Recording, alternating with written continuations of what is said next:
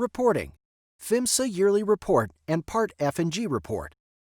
Welcome back.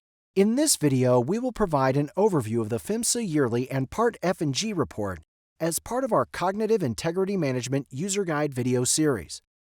Before we get into the reports, please note that this particular report may require data points from PODS, UPDM, or APDM, or data to be entered into the System Management module within SIM.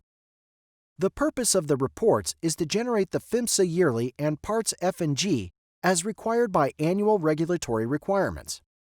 The major benefit to both the PHMSA Yearly and Part F and G report is that they are generated in Cognitive Integrity Management with the simple click of a button.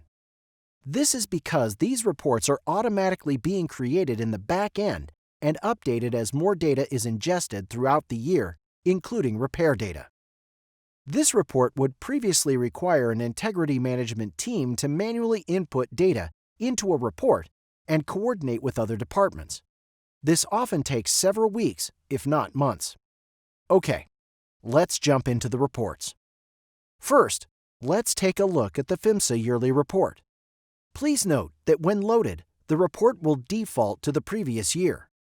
To generate a report for the current year, state, province, interstate, product, operator, route status, and finally regulatory, simply use the filters along the top of the report. Once ready, simply click Show Report. The great thing is, you are able to slice and dice the report by the fields we just listed, so this makes the report quite dynamic. Now, let's jump into the Part F and G report. You can slice and dice this report the same as the yearly report. As you can see, we are able to manipulate the information to support any region or year that you would like to generate the report for.